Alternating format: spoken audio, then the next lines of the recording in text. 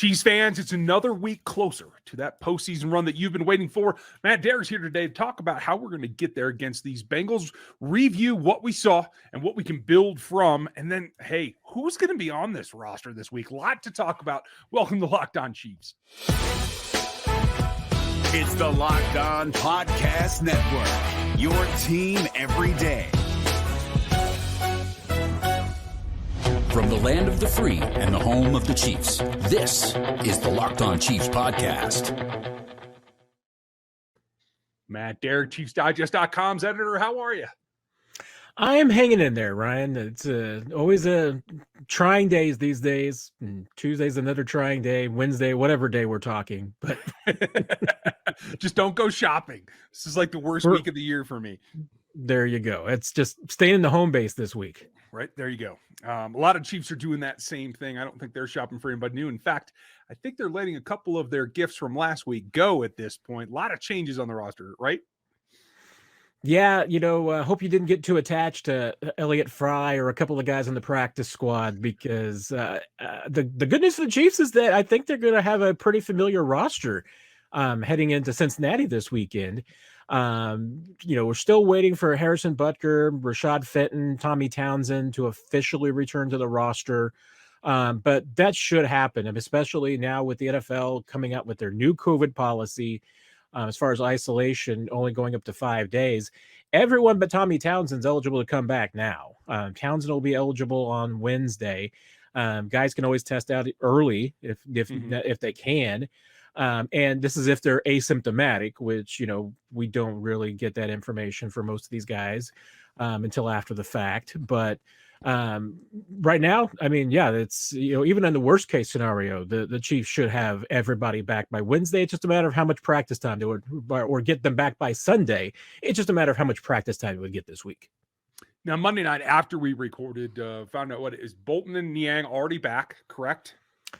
The Chiefs haven't confirmed it officially, but I know there's been the discussion and everything. There has been some confusion with the fact that they were added to the active roster. Teams can do that. Doesn't mean that they've cleared the COVID protocols, and Kelce was in that group too. It was just the intention with the fact that hoping that they could by Sunday. But Chiefs told us that they weren't going to officially confirm anything until Wednesday. Now, you might see things on the website, or there might be things that pop up on social media that make you wonder. But yeah, the official word we heard from the Chiefs is that we wouldn't get an update until practice and the injury report that comes out on Wednesday. Okay. So we will hold on any conclusions till then, but clearly that's the rumor already with Kelce. And now with the change, with the CDC making it a 5-day quarantine, the NFL adopting that strategy, like you said, everybody should be including Kelce. I think Fenton and Bolton are lower key, but I think just as important this week against the Bengals. We're going to get into them. But what does this do for the future now? The Chiefs have had their run-in with this contagion, right? Hopefully, as we see these not only testing procedures change, but we see now a good group of this roster has now had COVID and now should be not just vaccinated and boosted, but now have natural immunity on top of that, which, as I read from the journals, is the medical world's best view of what you can get in terms of protection down the stretch. This makes them a lot more bulletproof towards the playoff run, in my opinion. Does that sound with you? To a degree. Obviously a good chunk of the roster has been on the COVID list, and that means they're not going to be tested for the next 90 days. So there's nothing that can get them tripped up as far as an asymptomatic case resulting in a positive, because you're not going to be tested, even with the random testing that the league is now doing for vaccinated players, and unvaccinated players will not be tested for 90 days either. So that's, any of this group right now that has been on the COVID list in December, that's going to take them past the beginning of February. So that'll take them through the end of the year. Now, there's still plenty of Chiefs that have never been on the COVID list. So, that group is still possible. But I know that, we'll see what the Chiefs end up doing. I know some teams have gone to virtual meetings to try and make sure they just limit, exposure in the building. The NFL still has a lot of rules. As far as you can't have more than 15 guys in the weight room. They've got to be masked at all times. Even the players that are coming back now, when they're coming back after that 5-day quarantine, they're going to have to continue to be maxed until 10 days are up. So the league, even though they're shortening that quarantine, there's still a lot of protocols in place that they're keeping to try and limit the spread. I mean, really, there's just catches just that, for the guys who've not been on COVID reserve, they're still going to be at risk. But once again, because of the NFL's new testing policy of doing random testing and not weekly testing, there's much less likely scenario that asymptomatic vaccinated players are going to start popping up on the COVID list. The guys that are only going to probably go down are going to be those who do have symptoms and get tested and test positive. Well, let's knock on wood that they can avoid the rest of that. I think getting it out of the way here is, I expect from what I've read also, is that this is going to ramp up and across the nation. So hopefully that will help them avoid some of that, because much better do this now in the last 10 days than 10 days in late January or, Lord forbid, February. So that sets them apart, gives them a leg up. I think we need to get into where they go from here and what that allowed them to find out in a number of different ways, getting on towards the rest of the season. We're going to do that next. No matter what your New Year's resolution is this year, it's about getting fit or getting healthier, whichever you want. Make sure that you enjoy and add Built Bar to your plan. Built Bar is the protein bar that tastes like a candy bar. They're incredible in all kinds of different flavors, and they make them even better. Use it as your resolution this year, because it tastes so good. It takes you so far in what you want to do. It's not chalky or waxy or anything negative. It allows you to get the protein that you need, all the macros that you need, without having to spend a whole lot of calories there and without having to worry about what the ingredients are that you're ingesting. They're covered in 100% chocolate, and they cover all kinds of things, generally around 130 to 150 calories, 4 grams of sugar, 4 net carbs, 17 grams of protein on average. And there's all kinds of flavors for every palate out there. Whether it's post-workout or filling in for a meal, you can find something that you want. I personally love all the cookie dough ones, as well as the coconut-based flavors. And there's all kinds of new ones always lighting off every week. All you have to do is go to built.com and use the promo code. You get 15% off of your order. The promo code is LOCKED15 for Locked On Network, and that's 15% off of your order at built.com. So the opportunity, not only for those guys that were on the roster and on the practice squad and got a couple of reps and got a game check maybe, who knows, good for them. Also good for all the guys who had to play not just new reps, but more reps. Had to be more relied on. A lot of takeaways. They went over them after the game in the post-game show. But on reflection, I wanted to get your take on what we saw from a non-wide receiver group, and then we'll get to them here in a little bit.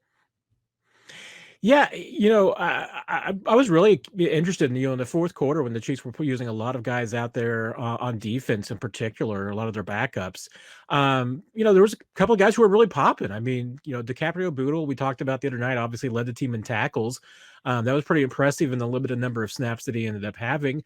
And the one that I thought was really curious is, Dorian O'Daniel, who has just been absolutely buried in the linebacker depth chart, and seems as though the Chiefs have gone out of their way to give everybody a defensive snap on defense other than Dorian O'Daniel, who's been a core special teams player for 3 years now. Yep. But the last year or two has just been struggled to find the field. I thought he had a couple of really nice snaps on Sunday. Now, whether that's enough to flash to get the Chiefs and the coaching staff to say, okay, maybe this guy deserves a little bit more playing time, we'll see. But I think that has to give you a little bit of an encouragement that if you're looking towards the postseason and you worry about losing anybody else, that hey, O'Daniel's maybe a guy who can contribute if needed. I'd like to see it, because we've seen the upside. We've seen him make some plays in very specific situations. But like you said, getting those reps, now if something goes on, I think it's a clearer picture. I thought his evaluation by the coaching staff should have been bolstered by what we saw out there. I thought it was solid. And if they have to go to him in the postseason, I think he's more likely to fill in for somebody like Dan Sorensen than he is like Willie Gay. But at the point, he's in that tweener role that gives them a little bit of versatility. Now, folks, we just got news a second or three ago about the passing of John Madden. So just want to take a second to recognize that. It was unexpected as I'm reading. I had no idea. And Matt, you had seen something on him recently, right? Well, there's the documentary that just came out, and I haven't had a chance to watch it yet. But I heard that he looked really good in the documentary and very healthy.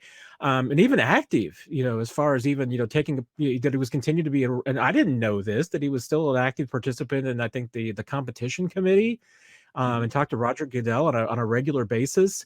I mean, you're talking about just one of the giants of the NFL. I mean, regardless, I mean, take your pick over what his influence on the game was. As a coach, I mean, he was fantastic. He goes into the broadcasting booth and changed what really, was how you provided color analysts as in a football booth, and even in sports in general. I mean, he led a whole new generation, and really changed the way that the game was presented on television. Then lending his name to the video game. I mean, how many people does that bring into football? I mean, that's the Madden franchise.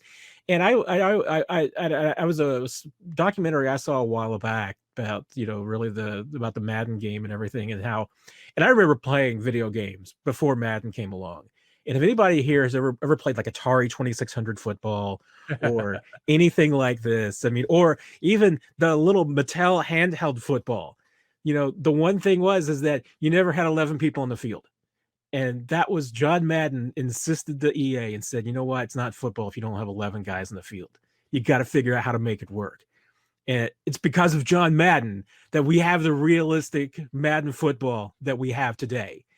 And then just the influences he's continued to have over the years on the game. I mean, I'm not sure I can tell you that there's anybody else that's had more of a long-term impact on the game of football in the NFL than John Madden. Yeah, I can't think of it. There's whole generations from kids out there listening right now in high school all the way up to millennials that wouldn't know the game near as well if it wasn't for John Madden in whatever form that you ingested his content and his perspective. And I just wanted to take a second to point that out. So he certainly has led to a lot of things that allow us to see the game in a new way. And seeing this particular roster in a new way is what we got to do there. A lot for Pringle and Hardman the other night on the offensive side. We didn't talk as much about the running back situation, and clearly with dodging any kind of serious injury to Clyde week to week, quote unquote, we'll see what happens. But where does that leave us with the running back committee that they have in place right now? Who do you expect to get the bulk of the touches should Clyde miss here another week or three?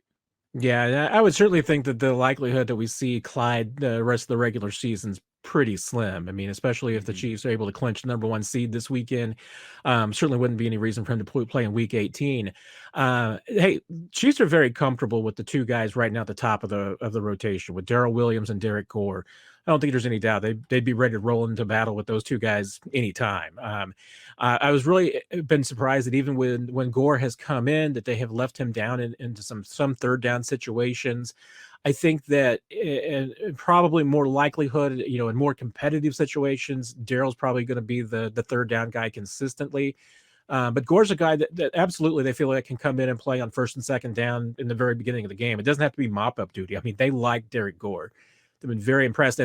And we talked about it the other night. I mean, that play that he made with Mahomes, where he read the signal when Mahomes told him to just start running downfield and made that adjustment, that was a veteran move. I mean, that tells you right there a lot about Derrick Gore's, savvy. The Chiefs really like him. I mean, they've been very comfortable with him. And obviously, I think he's got a high football IQ. Jerick McKinnon, Andy Reid's indicated, is close. I would be surprised that since he has not returned to practice yet, that even if he returned to practice on Wednesday, that he would play on Sunday. It's not usually a method of the Chiefs to do something like that. And, with a guy just coming back from an injury. So even if he did practice this week, I put the likelihood of him playing on Sunday somewhat low at this point, which means I think there's a pretty good chance you might see Elijah McGuire get a roster elevation from the practice squad on Sunday. He's a guy who's been on and off the practice squad for a couple of years now. Has got plenty of experience in the system. So that would not be a problem with him having to get snaps. So, hey, if the Chiefs had to go into these final three games with Williams and Gore and McGuire as their running back combo, I don't think they'd have any problem with that. I mean, those are three guys that they're comfortable with. I don't think so either, especially with the return of Travis Kelce, which we can expect now at this point.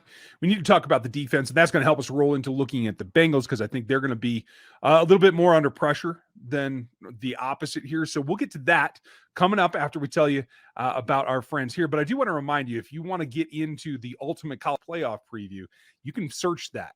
It is its own feed, brand new podcast, all the Odyssey local experts from around the country, and some draft analysis provided by yours truly. You can get a look at all the bowl games as well as a bunch of experts. Check that out. Thank you for making us your first listen as well. And you know what? We'll be right back to talk about defense in those Bengals. Now, the defense was up and down. We talked about Dorian Daniel, talked about DiCaprio Boodle. I like both what we saw from them. I also thought that you saw, I know Baker got turned around a little bit on that touchdown play, but I thought getting Baker on the field, because when you look at the future here, you see that Baker is one of the guys that's under contract. I mean, if you literally had to list out next year's starters, he's one of them at this point. So getting the younger guys down, the fours, the fives that may have to come in, who stood out to you, and who do you think might be still under the test here coming up this next week? Yeah, honestly, I mean, that cornerback position, I mean, the Chiefs are pretty comfortable up and down the roster. I mean, even like you said, even though that was maybe a bad snap for Baker, Chiefs are not concerned about putting him out there and, in some pressure situations. And honestly, I mean, I think you see that across the board on the defense. I mean, the defensive line's interesting to me because the Chiefs have been going with a pretty short bench of late. They normally like to carry 9 or 10 defensive linemen, and lately they've been rolling at 8 because they do have some injuries. Joshua Kando, Colin Saunders have both been on injured reserve. Kando's returned to practice, so getting him back would at least give you a little bit of depth there. But once again, I mean, that's a position where the Chiefs trust everybody up and down that rotation, on down to Tershawn Wharton and Mike Dana. Those are the guys that have struggled to get snaps lately, because the Chiefs have been, going with a little bit more, especially with Melvin Ingram coming in. I mean, that's taking up snaps there, and that's been Chris Jones has taken more of the snaps inside. So it's changed the rotation, but those are guys that can still play, and the Chiefs are going to rely on, especially when you get to the postseason. Safety is an interesting spot. I mean, just simply because the Chiefs really don't play much further than that 3 rotation, with Thornhill, with Matthew and Sorensen. But hey, Zane Anderson got a little bit of reps the other night. That was, I think, promising.